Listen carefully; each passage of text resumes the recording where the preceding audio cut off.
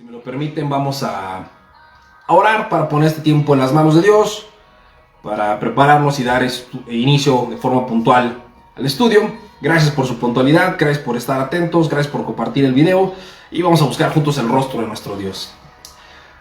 Amado Padre, te doy gracias, Señor, en esta noche, por tu amor y por tu misericordia, porque es tu Santo Espíritu el que pone en nosotros el querer como el hacer por tu buena voluntad, para que hoy estemos reunidos en tu nombre, buscando escuchar y conocer, aprender más de tu palabra. Te pido, Señor, que tú traigas la revelación de quién eres tú a nuestra mente, a nuestro corazón. Que nos acerquemos a la Biblia no solo de forma superficial, no solo para recibir información, sino de manera profunda y genuina, para conocerte, para aprender más de ti, para entender con más claridad cuál es tu propósito y tu motivación con nuestra vida. Te pido por la vida de todas las personas que están conectadas a esta transmisión, por cada familia y cada hogar que abre las puertas de su casa a la predicación de tu palabra, por todas las personas que nos verán posteriormente, que tú los bendigas, Señor. Que tu palabra, que sabemos que nunca vuelve a ti vacía, sino que cumple el propósito con el cual ha sido enviada, pueda producir en nosotros fe y arrepentimiento para relacionarnos contigo, convicción y certeza, paz y seguridad. Que la gracia y la paz abunden en todos nosotros. Señor, ten misericordia de los enfermos, de los necesitados, de los afligidos. Fortalece a los cansados, a los abatidos. Y convence a los que dudan. Te lo pedimos, Padre, en tu precioso nombre, Jesús. Amén y amén. Pues bueno, son las 8 de la noche. Vamos a comenzar con nuestro estudio bíblico. Saludo a quienes se conectaron, o a quienes enviaron saludos. Sofi, buenas noches, qué bendición que lo estás viendo en vivo. Doña Mari, buenas noches. Doña Marielena, un gusto, bendiciones. Doña Rosa, bendiciones a todos. Pues ahora sí, vamos a comenzar. Si eres tan amable, vamos a abrir nuestra Biblia en el Salmo, en el libro de los Salmos, el capítulo 34. Vamos a leer de los versos 15 al 20. Después de haber leído esto, vamos a comenzar a hacer algunas explicaciones y consultar otras citas. Entonces, Salmos capítulo 34, versos 15 al 22. Y si estás ahí, vamos a leerlo. Dice así: Los ojos de Jehová están sobre los justos, y atentos sus oídos al clamor de ellos. La ira de Jehová contra los que hacen mal, para cortar de la tierra la memoria de ellos. Claman los justos, y Jehová oye, y los libra de todas sus angustias. Cercano está Jehová a los quebrantados de corazón, y salva a los contritos de espíritu. Muchas son las aflicciones del justo, pero de todas ellas le librará Jehová. Él guarda todos sus huesos, ni uno de ellos será quebrantado. Matará al malo la maldad, y los que aborrecen al justo serán condenados. Jehová redime el alma de sus siervos, y no serán condenados cuantos en él confían. Y todos decimos amén. Fíjate que el libro de los Salmos, todos los salmos generalmente son composiciones producto de la aflicción, de este trato que a veces Dios tiene con nosotros. Y nosotros como cristianos, como hijos de Dios, debemos entender que las aflicciones, que las pruebas, como se llama el estudio, las aflicciones del justo, cumplen un propósito. Todo lo que nos sucede a nosotros, bien sabemos, cumple un propósito. Pero el hecho de que este salmo hace un énfasis en el verso 19, dice: muchas son las aflicciones del justo, pero de todas ellas le librará Jehová. Hay un montón de cosas que podemos sacar de este versículo, y cuando leemos el contexto vemos que es como la idea central que engloba todo lo que se está diciendo, y es lo que vamos a estudiar esta noche. Entonces, vamos despacito. Número 1, muchas son las aflicciones del justo. Aquí en esta primera idea tenemos un calificativo, ¿no? De cantidad. La palabra muchas. Fíjate que no dice que los justos tendrán pocas aflicciones. Está diciendo muchas son las aflicciones. No está diciendo serán pocas, contadas o raramente tendrán aflicciones. La Biblia siempre nos habla con la verdad. Dios no tiene empacho en mostrarnos la verdad. A veces cuando nosotros hablamos del Evangelio y hablamos de la santidad y de seguir al Señor, editamos algunas partes, ¿no? No le hablamos a la gente abiertamente de que pues vamos a sufrir, de que hay que dejar un montón de cosas, de que hay que negarse a uno mismo, por miedo a que eso los desaliente. Pero Dios no tiene problema, Él es transparente y es genuino y nos dice las cosas como son y nos está dando una advertencia. Número uno, hay algo que todos los que estamos viendo esta transmisión tenemos que tener conciencia y claridad, que hay muchas aflicciones. Quizá los justos tienen más aflicciones que los impíos. Y aquí entramos a la segunda parte de esta primera idea. No solamente que son muchas las aflicciones, sino que las recalca o las engloba o las centraliza en un grupo, los justos. Entonces, en este grupo en este conjunto de versículos que leímos del 15 al 22, hay dos grupos de personas. El Señor nos está hablando de dos grupos de personas que son los dos grupos de personas que han existido desde el principio hasta el final. Los justos y los impíos. ¿Qué es un justo? ¿Quién es un justo? Sabemos que no es alguien bueno, porque bueno no hay ni siquiera uno.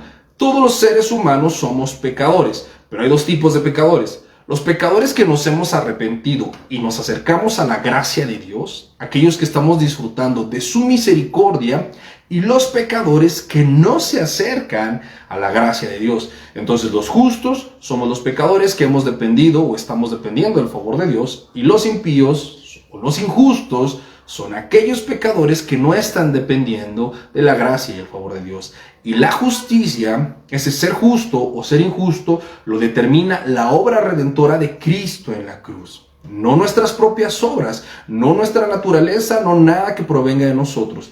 Fíjate cómo dice el verso 15. Los ojos de Jehová están sobre los justos. Si bien Dios en su infinita misericordia cuida a todo el mundo, provee a todo el mundo, sustenta y da vida a todo el mundo, Él hace una diferencia, pero por supuesto, entre sus hijos y los que no son sus hijos, entre aquellos que son su pueblo, que son los justos, y aquellos que no son su pueblo o aún no son su pueblo y se están rebelando contra Él.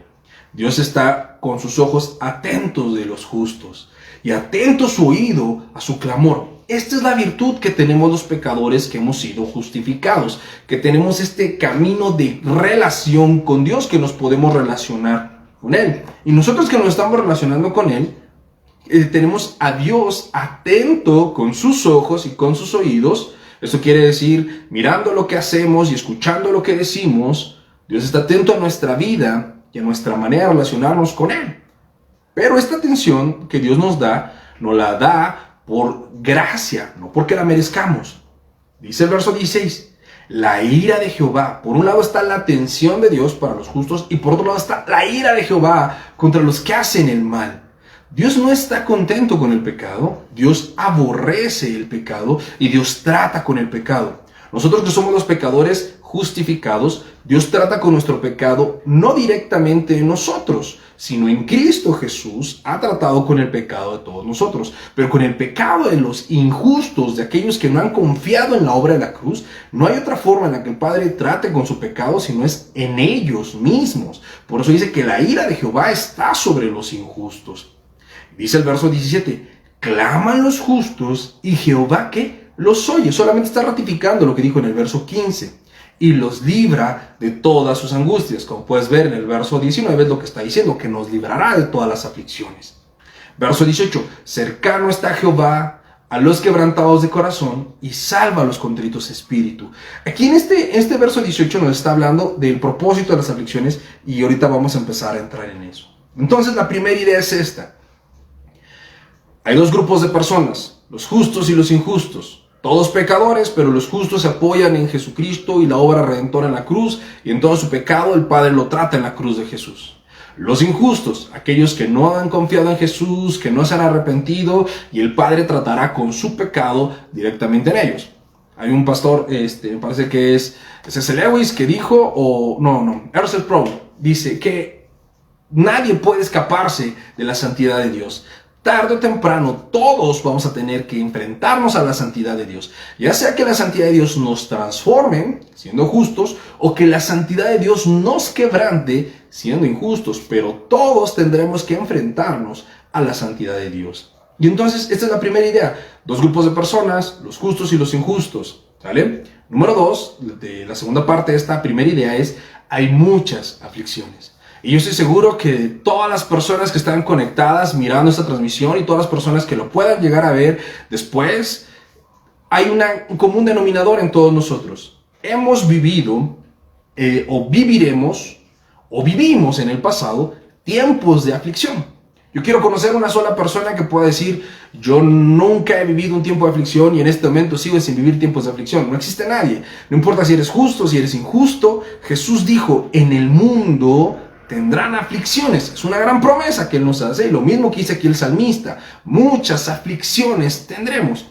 Y la palabra aflicción significa dolor, tristeza o pesar. ¿Cuántos de ustedes hoy están enfrentando un dolor, una tristeza o un pesar? ¿Cuántos de ustedes están enfrentándose a este momento complicado de su vida en donde algo no está saliendo como ustedes quisieran, en donde están batallando con una necesidad, con una circunstancia adversa, con una enfermedad, con una crisis económica, que están enfrentando problemas en el matrimonio, que tienen problemas con los hijos, o que tienen problemas con los hermanos, con los papás, o quizá hay contiendas, hay divisiones, hay envidias, hay celos, hay traiciones?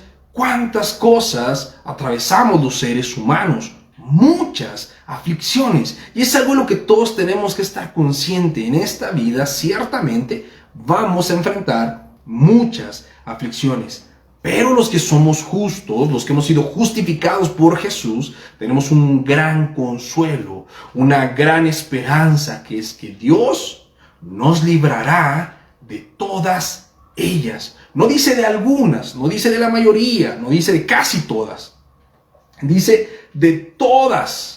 Todas nuestras angustias, mis amados, tienen una solución, y esa solución se llama Jesucristo. Dicho sea de paso, el Salmo 34 es un salmo mesiánico. Yo estoy seguro que más de uno sabe lo que es un salmo mesiánico, pero si tú no sabes qué es un salmo mesiánico, yo te lo explico. Como te decía al principio, el libro de los Salmos es un libro que relata muchas oraciones, muchos cánticos y muchos poemas, fruto de la aflicción de los salmistas. En ocasiones a estos salmistas se les concedía una especie de revelación, de experiencia de lo que Cristo viviría en la cruz, y es como un asunto profético. El salmista redacta cosas que él está experimentando, pero que se asemejan y son una proyección de lo que Cristo viviría en la cruz. Eso se les llaman salmos mesiánicos. Y este es un salmo mesiánico. Fíjate cómo dice el verso 20, que es donde está la parte mesiánica. Él guarda todos sus huesos, ni uno de ellos será quebrantado. ¿A quién se refiere este versículo? Este versículo se refiere evidentemente, como te decía, a nuestro Señor Jesucristo. Cuando el Padre aflige al Hijo, el Hijo lleva todas las aflicciones del mundo a la cruz del Calvario. Si tú recuerdas, en Getsemaní, nuestro Señor Jesucristo dijo esta frase: mi alma está angustiada hasta la muerte. ¿Qué tanta aflicción tenía nuestro Señor Jesucristo que Él, siendo Jesús, el Hijo de Dios, dijo: mi alma está afligida hasta la muerte? No somos tú y yo dramáticos que con tantito ya sentimos que nos vamos a morir y Diosito, mejor recógeme porque ya no sé qué hago aquí. No, es el Hijo de Dios diciendo: mi alma está afligida hasta la muerte, porque Él va a enfrentar la cruz del Calvario. Y es llevado a la cruz del Calvario, y cuando los crucificados aún no morían, les rompían las piernas. Y cuando Jesús está en la cruz, va a pasar esto, que le van a quebrar las piernas y detienen al soldado y mejor le atraviesan una lanza, y Dios cumple esta promesa. Esto que está aquí revelado en el Salmo 34, verso 20. Él guardará todos sus huesos, ni uno de ellos será quebrado. Y así fue. Nuestro Señor Jesucristo fue azotado, fue crucificado, le pusieron la corona de espinas, lo abofetearon, lo atravesaron con una lanza, pero ninguno de sus huesos fue roto. ¿Dios lo libró de todas esas aflicciones? Sí. El Padre libró a nuestro Señor Jesucristo de todas las aflicciones. Guardó sus huesos y ninguno de ellos fue quebrantado. Y después habla de lo que pasa a aquellos que se rebelaron con Jesús. Matará al malo la maldad. Y a los que aborrecen al justo serán condenados. Y ese es el evangelio, ¿no? Que aquellos que mataron a Jesús, que se rebelaron a él, pues han tenido o tienen la condenación. Entonces, las aflicciones del justo, para entender por qué somos afligidos, para entender cómo vamos a salir adelante de las aflicciones y por qué las aflicciones o para qué las aflicciones, tenemos que pensar siempre en Jesucristo como nuestro estándar y nuestro modelo. Si tratamos de entender cualquier porción de las Escrituras sacando a Cristo, lo más probable es que saquemos del contexto de la enseñanza bíblica. Pero entonces las aflicciones del justo tienen todo que ver con nuestro Señor Jesús. Entonces vamos a ver cómo es que son las aflicciones de los justos. Ahora, si eres tan amable, acompáñame en tu Biblia a la primera carta del apóstol Pedro. Ahí vamos a leer un par de citas. Primera carta del apóstol Pedro, capítulo 4, versos 12 y 13. Primera de Pedro, capítulo 4, versos 12 y 13. Te acabo de platicar que para entender las aflicciones, para saber cuál es su propósito y cómo vivirlas, no podemos pensar solamente en virtud de nosotros, porque podemos tergiversar y adulterar la palabra y no entenderla. Tenemos que entenderlas en virtud de Jesucristo. Vamos a leer qué dice la primera carta del apóstol Pedro, capítulo 4, versos 12 al 13. Si alguien me ayuda poniendo ahí en los comentarios la cita, primera de Pedro 4, 12 al 13, dice así: Amados, no los sorprenda el fuego de la prueba que les ha venido, como si alguna cosa extraña les aconteciera, sino gócense por cuanto son participantes de los padecimientos de Cristo, para que también en la revelación de su gloria se gocen con gran alegría. El apóstol Pedro, en esta carta que escribe, en su primera carta, se está dirigiendo a la iglesia y les da una advertencia, les da, en el capítulo 4 les está hablando de cómo ser buenos cristianos y reconoce que hay situaciones adversas que pasan los creyentes, y cualquier cosa adversa que pasa a un creyente cumple un propósito. Díganme quién de ustedes, y bueno, digo díganme solamente en sentido figurado, porque no los puedo escuchar, pero ya el domingo los voy a escuchar, si Dios lo permite. Pero díganme quién de ustedes no le ha sobrevenido algo que lo tomó por sorpresa. ¿A quién de ustedes no les ha pasado que perdieron el trabajo? ¿O perdieron dinero? ¿O se enfermaron? ¿O se enfermó un ser querido? ¿O falleció un ser querido? ¿O los traicionaron?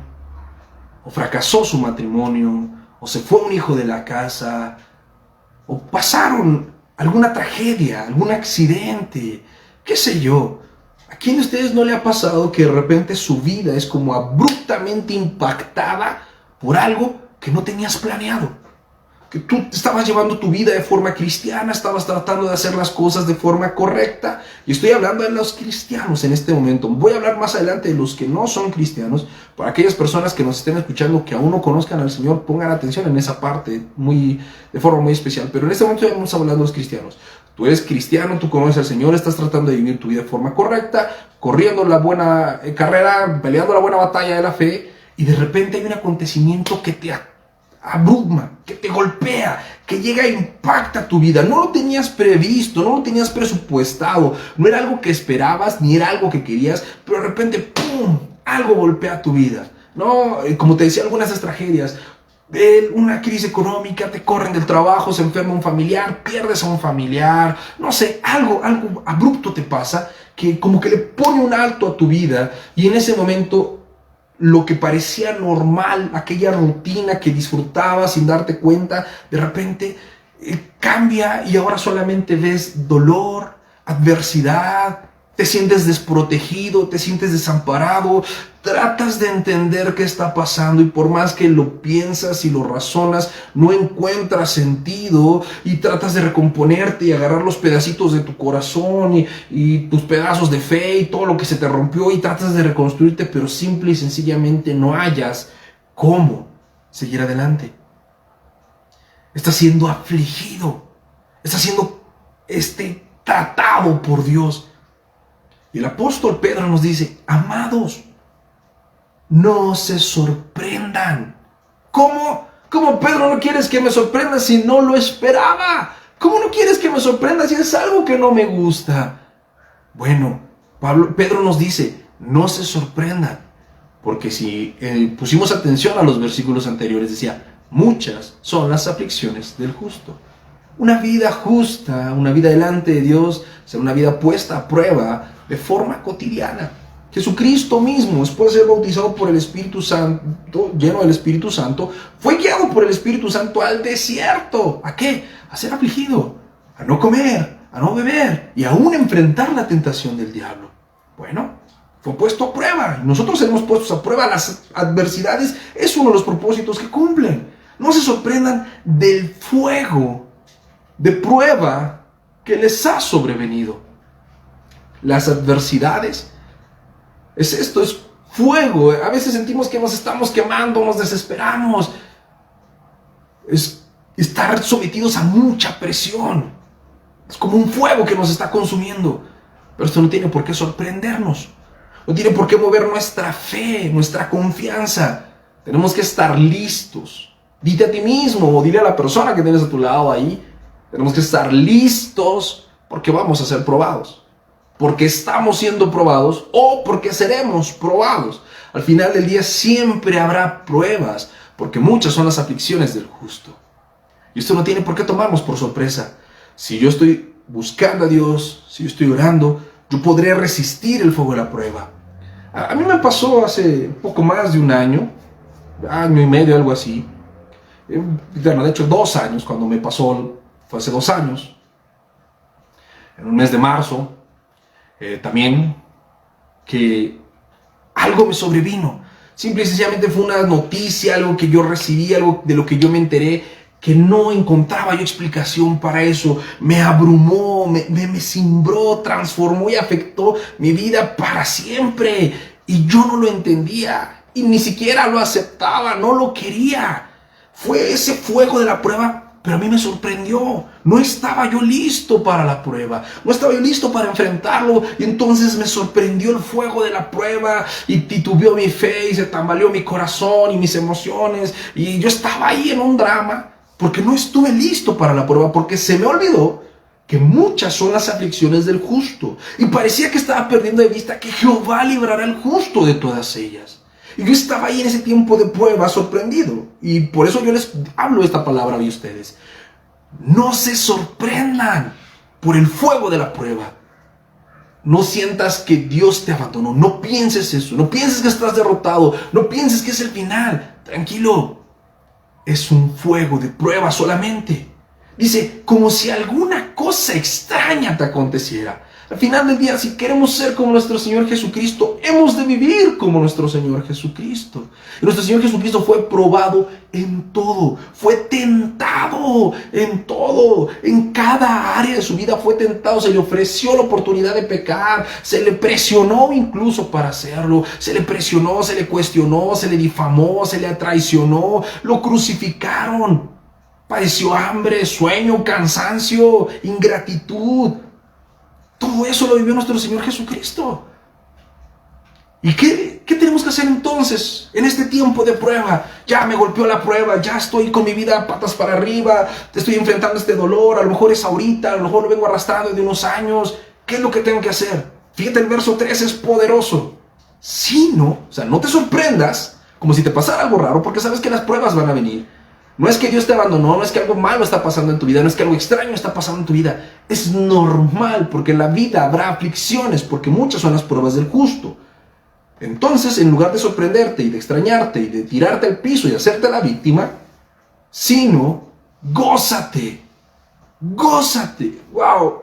¿Cómo hago esto? A ver, yo tengo roto el corazón, yo estoy traicionado, yo estoy enfermo, yo perdí un ser querido, yo me quedé sin trabajo, yo estoy complicado, sea cual sea el caso. ¿Cómo me gozo en eso?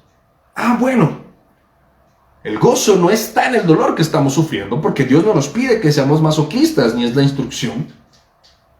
El gozo implica darle otra perspectiva a las circunstancias.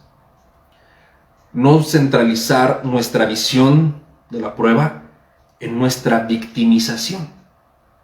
No enfocarnos en la prueba, en el dolor en sí que tenemos, sino en lo que hay detrás de esta prueba. Porque no somos víctimas, somos considerados dignos de ser probados.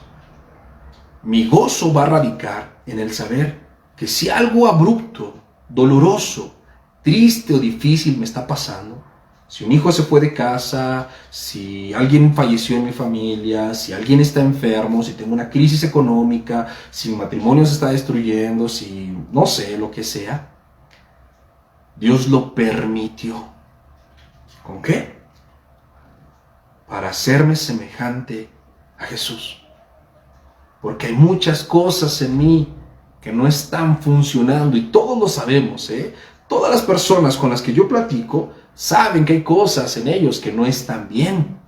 Hay cosas que esperan que cambien, pero nada cambia por sí solo. Si no le impones una fuerza a un cuerpo, el cuerpo no modificará su estado de movimiento o de reposo. Así pasa con nosotros. Si las pruebas no vinieran a nosotros, nunca creceríamos en nuestra fe. No creceríamos en nuestra santidad, no creceríamos en sabiduría, no maduraríamos, no enfrentaríamos esas debilidades que tenemos, ni superaríamos esos miedos que nos atan. Las pruebas son la muestra del amor de Dios que nos está perfeccionando. No deberíamos de tomarlas por sorpresa.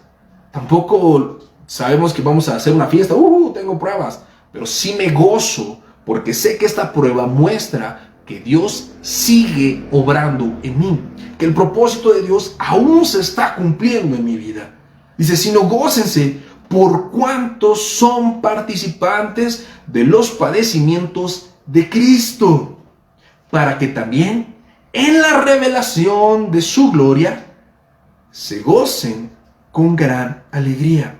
Las pruebas, mis amados, si bien nos traen un momento amargo, un trago difícil, que a veces dura unos días, a veces es de unas semanas y a veces es de unos años, ese dolor.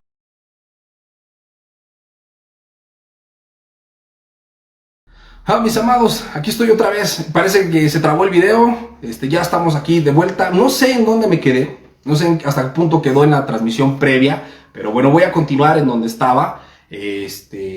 Como les decía, no había como avanzado, estaba profundizando en un punto. Espero que todos puedan comenzarlo a retomar desde ahí. Bueno, ojalá se conecten. Espero que se empiecen a conectar. Ok, gracias, ahí están, ya los veo de nuevo. Perdón, tuvimos problemas con la transmisión, pero seguimos. Voy a continuar, les decía, con el punto en donde me quedé más o menos. Estamos hablando de cómo las pruebas nos enfrenta un cristiano, ¿no? Con ese gozo de saber que al final del día todo lo que me duela y todo lo que me está pasando traerá consigo de la misma dimensión y aún mayor una recompensa. Porque cuando yo crezco a la imagen de Jesucristo, también las bendiciones de Dios vienen a mi vida, ¿no? El Señor no nos aflige de forma rencorosa, como castigándonos. No, al contrario, Él permite las pruebas para que nosotros crezcamos. Yo estoy en varios grupos de oración, grupos de personas durante las semanas, ¿no? Y en todos los grupos de oración en los que estoy, algunos son diarios, otros son cada semana, otros son cada 15 días, algunos nos vemos nada más cada mes, pero en todos los grupos de oración que tengo la oportunidad de participar, veo este común denominador. Siempre que alguien está afligido, ese que está afligido, ese ora mejor que los demás, ese clama más, ese intercede más, ese su necesidad lo lleva a estar siempre ahí. Los que tienen una necesidad son los que no faltan, los que están pasando tiempos de paz y les está yendo bien, no oran tanto, la verdad se siente la diferencia. Entonces las pruebas al final del día sacan lo mejor de nosotros. Alguien ponía, o la Biblia pone este ejemplo, ¿no? Que nuestra fe es como el oro. Y el oro, cuando lo extraen los mineros, no salen los lingotes de oro de una mina, Sale el oro mezclado con muchos otros metales. ¿Qué hacen para purificar el oro? Lo meten a hornos y ponen mucha temperatura. El oro resiste la temperatura y los materiales, las impurezas, los otros, ¿cómo se llama? Los otros, por el calor, van cayendo y lo que queda, lo que resiste es el oro sólido. ¿Qué resiste la prueba? El oro sólido. Eso es lo que va a permanecer. Así es nuestra fe. Dios va probando nuestra fe de tal manera que solamente lo más puro de nosotros quede y nos va quitando todo aquello que nos estorba. Para eso son las pruebas. Y las pruebas son procesos, son momentos que a veces duran, como te decía, unos días, unas semanas, unos meses o unos años. La prueba es la prueba y gózate en medio de tu prueba, no por el dolor, sino por ser considerado digno de padecer como Jesús para ser glorificado y recompensado juntamente con Cristo. Aquí mismo en el capítulo 5 de la primera carta del apóstol Pedro, estábamos leyendo el capítulo 4, versos 12 al 13, ahora leamos el capítulo 5, verso 1. Fíjate cómo dice... primera carta de Pedro, capítulo 5, verso 1. Si alguien me ayuda a poner ahí en los comentarios la cita, primera de Pedro, capítulo 5, verso 1, dice así: ruego a los ancianos que están entre ustedes, yo anciano también con ellos, y testigo de los padecimientos de Cristo, que soy también participante de la gloria que será revelada. ¿Qué dice el apóstol Pedro? Que la base de su fe, el éxito de su vida, todo está sucediendo. ¿Por qué? Por participar de los padecimientos de Cristo.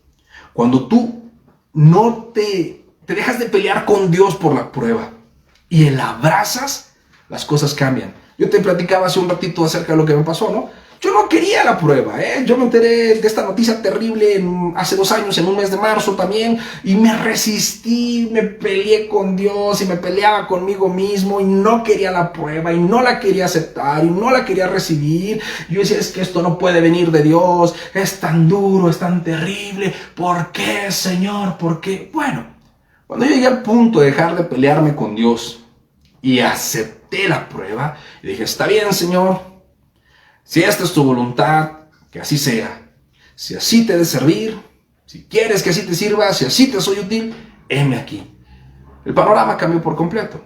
Dejé de estar sufriendo, dejé de estarme conmiserando, dejé de andar como perrito machucado, lamiéndome las heridas, y empecé a trabajar en mí. Empecé a trabajar en sacar de mi mente y de mi corazón las cosas negativas, a ver dónde le estaba fallando yo a Dios, a renovar mi convicción, mi compromiso con Él, mis tiempos de estudio de la palabra y de oración, y empecé a aferrarme y acercarme más a Dios, y acercarme más a Dios, y acercarme más a Dios. Y hoy, aunque no puedo decir, ya la prueba está superada al 100, hoy sí puedo decir que si yo volteo a verme hace 2 años o hace 1 año, el Oscar de hoy es un Oscar más sabio, más fuerte, más entendido, más convencido de quién es Dios. Un Oscar que ha experimentado la misericordia y el amor de Dios en esta prueba.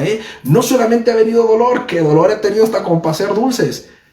Junto con el dolor, Dios me ha dado el consuelo, la fortaleza, sabiduría, entendimiento. Me obligó el dolor de la prueba a hacerme responsable, a hacerme maduro, a meterme en donde no me había metido a trabajar en mi vida, a ver que realmente para Dios no hay nada imposible.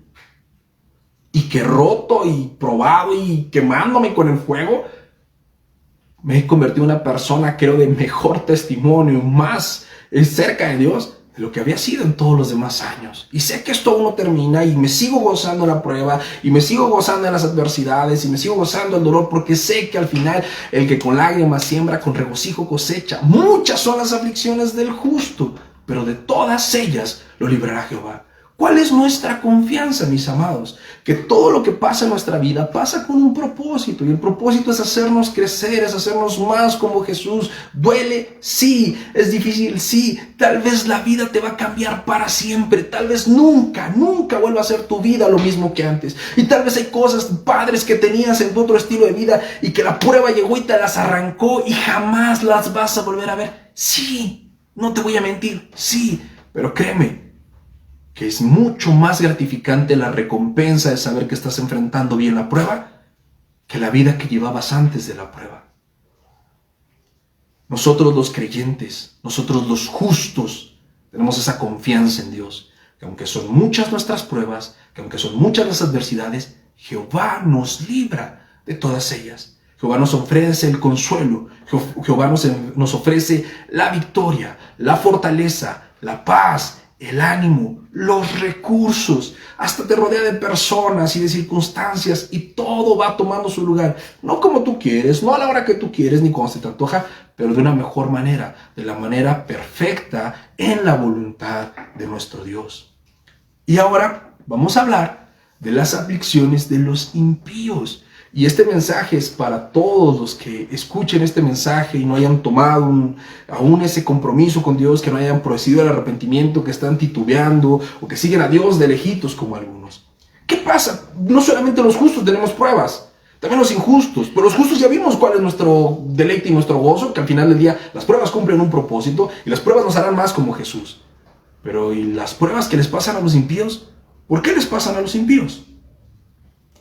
Dice Proverbios 5:22, acompáñame a tu Biblia, vamos al libro de los Proverbios, Proverbios 5:22, dice así. Si me ayudan también alguien a poner por ahí la cita, Proverbios 5:22 dice: prenderán al impío sus propias iniquidades, y retenido será con las cuerdas de su pecado. Ahora, el Salmo 9:16. Jehová se ha hecho a conocer en el juicio que ejecutó, en la obra de sus manos fue enlazado el malo. ¡Wow! El Proverbio 5:22 y el Salmo 9:16 nos está explicando por qué son las pruebas para los impíos. Mira, las pruebas para los justos las envía Dios, las permite el Señor para sacar lo mejor de nosotros. Pero cuando un impío, cuando un injusto, cuando alguien que no conoce a Dios pasa por una prueba, no es necesariamente porque Dios quiere sacar lo mejor de él. Es porque Dios está reprendiendo su pecado. Porque Dios está mostrando su desagrado con ese pecado. No siempre llega de forma inmediata y eso hace que a veces la gente que está pecando se confíe y diga: mira, no pasa nada, estoy pecando y me sigo saliendo con la mía. Pero como te decía hace un rato, aguas, porque todos vamos a tener que enfrentarnos con la santidad de Dios. Jehová se ha hecho conocer, dice el Salmo 9:16, con el juicio que ejecutó.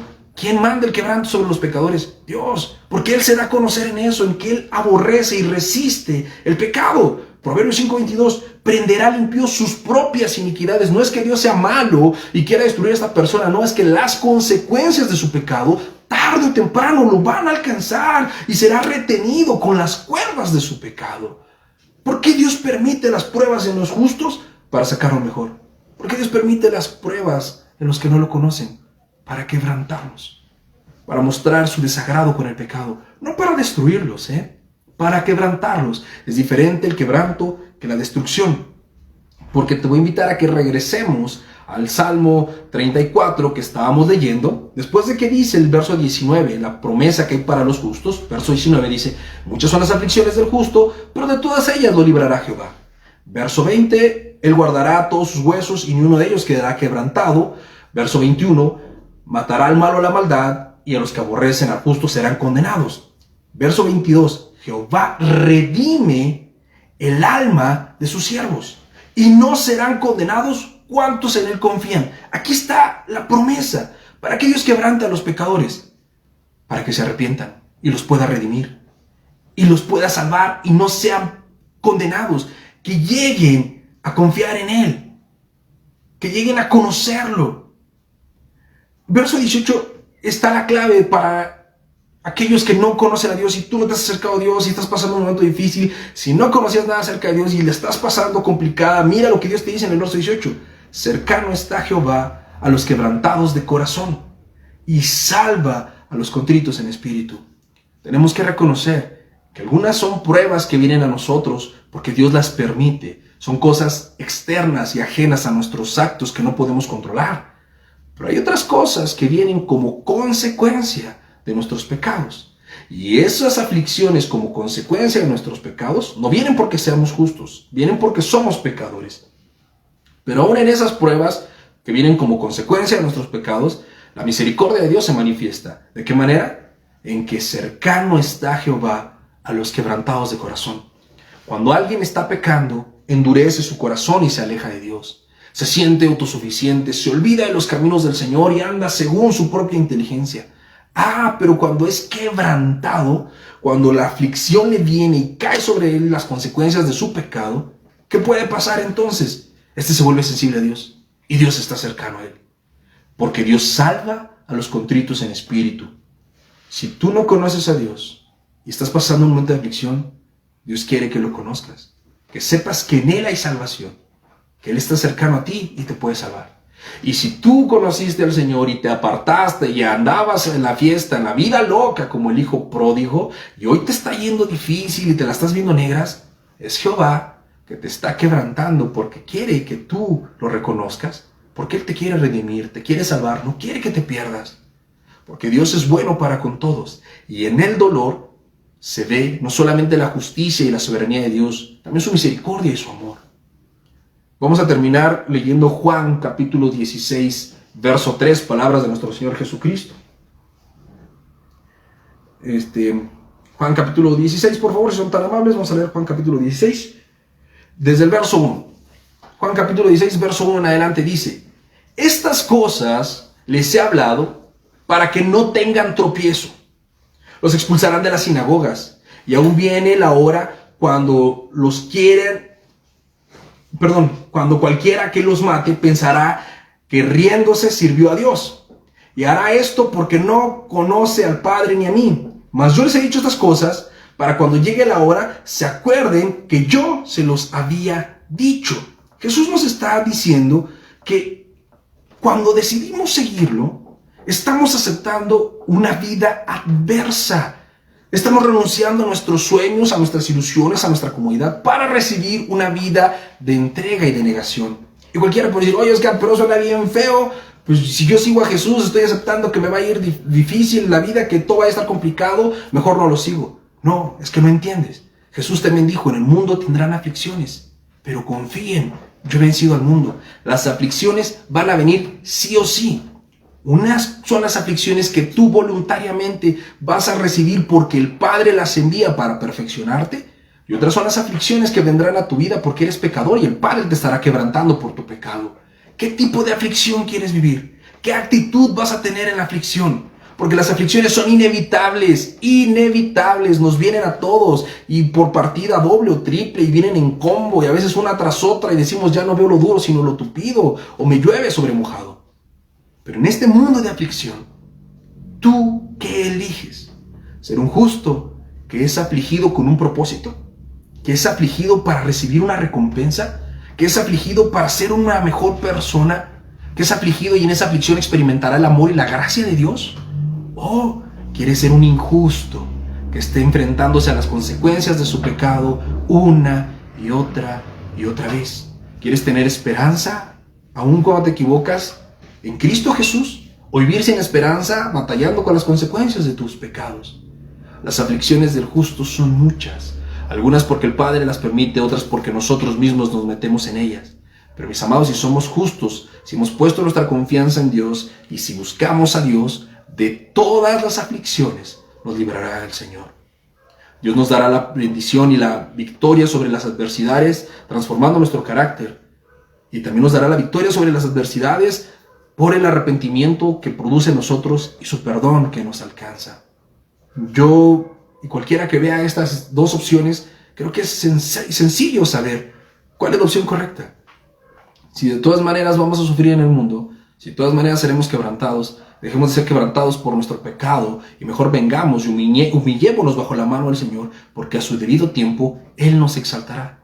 Dejemos que sea su amor y su misericordia la que nos ayuden a pasar el momento complicado, que nos fortalezcan en medio de las pruebas y al final nos coronen con su favor.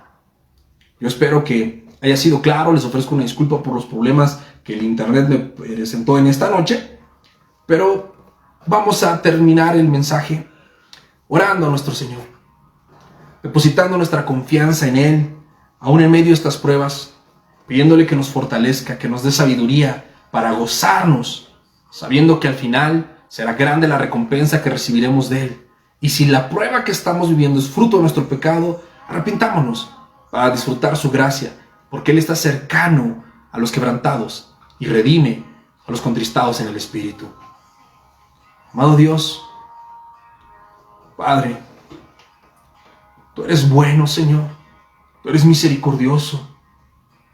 Cada página de la Biblia revela tus atributos.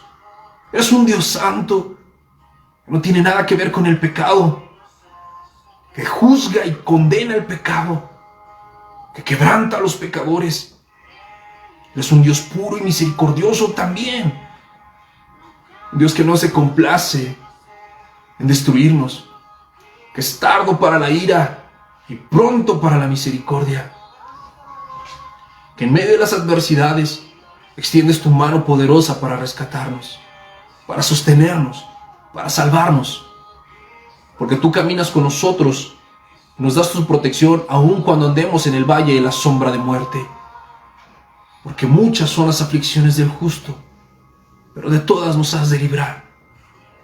Y ahí manifiestas tu amor, ahí manifiestas ese corazón de Padre, ese corazón misericordioso, ese corazón tierno, con el cual nos abrazas todo el tiempo, porque somos tus hijos. Tú nos has hablado estas palabras sabiendo que en el mundo tendremos aflicciones, que la vida en Cristo es una vida donde uno tiene que menguar y morir y renunciar a uno mismo, pero no para perder, sino para ganar, para cosechar con regocijo aquello que hemos sembrado con lágrimas.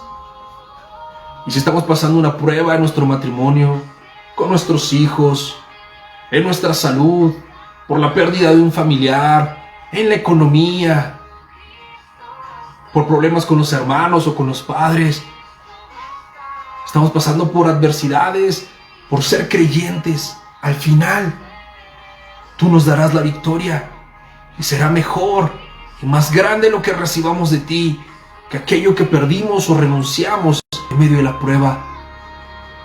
Y Dios, concédenos el arrepentimiento. Si la prueba que estamos viviendo es consecuencia de nuestro pecado, perdónanos, Señor.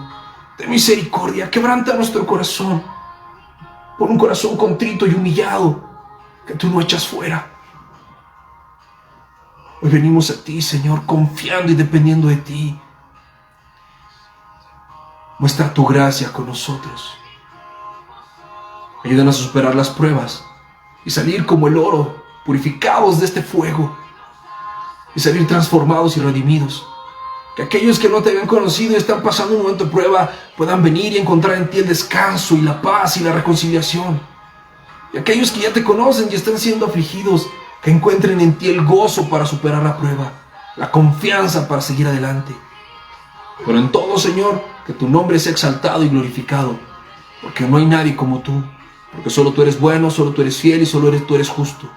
Recibe pues, Padre, toda la gloria, toda la adoración y la alabanza por los siglos de los siglos.